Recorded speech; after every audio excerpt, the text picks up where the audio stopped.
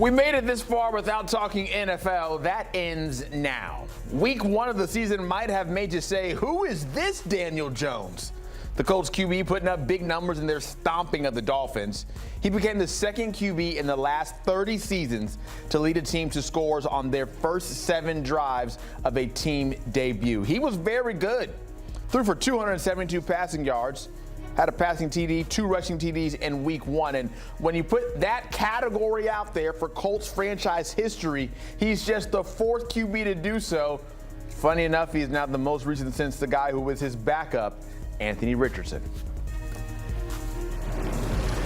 That's the jump-off point to bring in our lead NFL insider, Jonathan Jones, hopping on the buzz right now with us this AM. And JJ, we went from a QB battle in the offseason between Jones and Richardson to now me asking you, what happens to Richardson, all because of this great week 1 from Jones? Well, nothing happens to Anthony Richardson right now.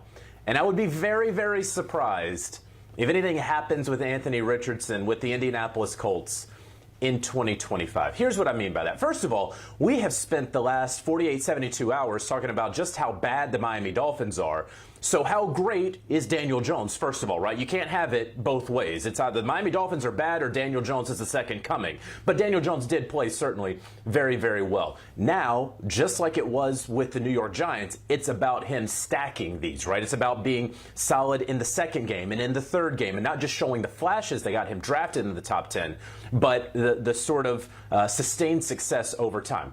Your question, though, about Anthony Richardson. He has 2 seasons under his belt, but he hasn't played in 17 games total yet. He is now in his 3rd season. He has a lingering shoulder injury that prevented him from truly, really, truly competing day in, day out for the starting job against Daniel Jones. He had the tapping out that happened last year, and the incredible amount of resources that the Indianapolis Colts have put into Anthony Richardson by virtue of his top 5 draft selection, as well as the sweat equity and the time over the last 2+ years. And so, first of all, we're 1 play away from Anthony Richardson going in and being the quarterback of the Indianapolis Colts again. We all understand that. But in this realm where the Colts want to trade Anthony Richardson, what are you going to get for him? The absolute most you would get is probably a 4th-round selection, which is what Trey Lance went for a few years ago, which is what Justin Fields could have gone up to when he was traded to the Pittsburgh Steelers. It was a conditional 6 that could go to a 4th in terms of play time. I find it very, very hard to believe that under any circumstances that Anthony Richardson would even go for a 4th. We're probably talking 5th, max, maybe 6th. And again, because of the resources, because you don't know that Daniel Jones is going to continue this sort of play by the time we get to the trade deadline in the first week of November, I don't see Anthony Richardson going anywhere else but Indianapolis this year. And he is a guy who is only 23, so you figure time is on his side given the limited amount of playing experience he has dating all the way back to college. Elsewhere around the league, Micah Parsons, that debut with the Packers, that certainly went well. There's been a lot of talk since then about maybe Green Bay having the best defense in the league. But what I want to talk is money, since the Packers gave Parsons that huge deal after the trade. When you keep in mind that contract and how much money he is owed over the next few years, how much will this affect the Packers' ability to make moves and sign other guys that they want to do? You know, they are fortunate in that they did a really good job with this contract. We see right here the cap hits. So this is not something they're really going to have to worry about until 2028. The cap continues to go up and up and up, right? So $27 million in 2027 is going to be 7% of the cap at that point, 5% of the cap at that point. And so many of these NFL contracts, Zach, we talk all the time, no matter what the length of them are. If it's a 4-year deal, I sit here and I tell you it's really a 2, maybe a 3-year deal. If it's a 5 or 6 year contract, I tell you it's a 3-year deal and a we'll see. And so the numbers are always going to spike, and that's because it's built in, because everyone understands that folks are making money hand over fist in the NFL. The money will continue to rise, the cap will continue to go up, and you'll figure that out down the road. If Micah Parsons is on his way to a first ballot Hall of Fame gold jacket career, by the time he's going into his age 29 season, you're re-signing him to a new deal before the 2028 season, regardless of what his cap hit is, okay? So you don't have to worry about that. We just saw yesterday the Packers signed Christian Watson to a one-year deal. The report is it's about $13 million. I and many others around the league are interested in seeing what the base value of that is and what the incentives are.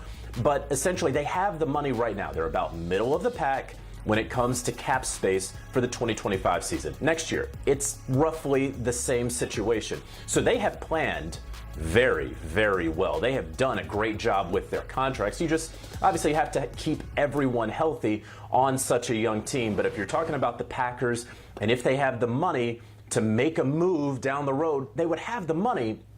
They just may not have the resources.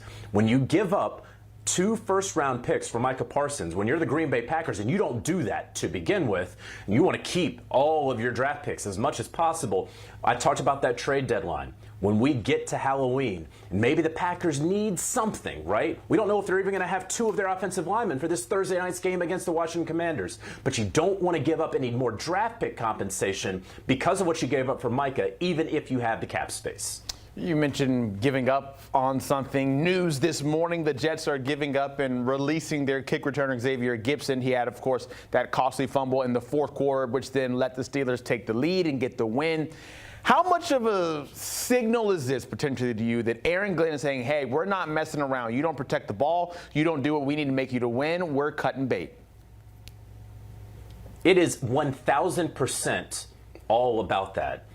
You know, for years, ever since they went to those consecutive AFC championship games 15 or so years ago, it has been same old Jets, right? No matter who the general manager is, the head coach, the quarterback, no matter what, it's been same old Jets.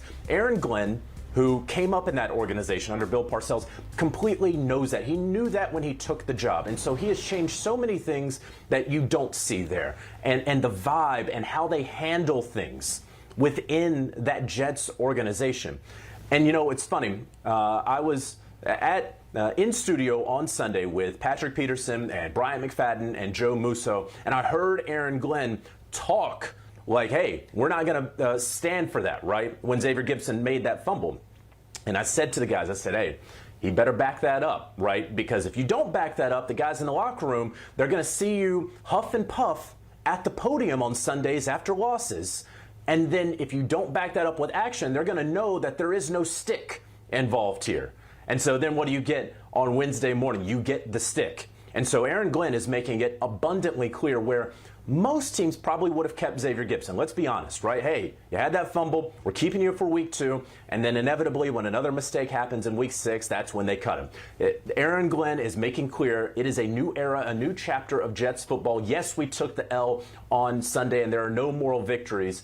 But this is not going to be same old Jets so long as I'm in charge. Yeah, JJ, we saw the ball knowers out there on HQ on Sunday. We're tapped in for that as you were tapped into all things NFL. Jonathan Jones, appreciate the time as always. And, of course, Sundays you can count on CBS to be your home for everything. And it starts early for you, 10 a.m., our new pregame show, NFL Today Plus, hosted by Amanda Guerra with the whole fun crew. Watch on HQ, stream on Paramount Plus, or watch on YouTube.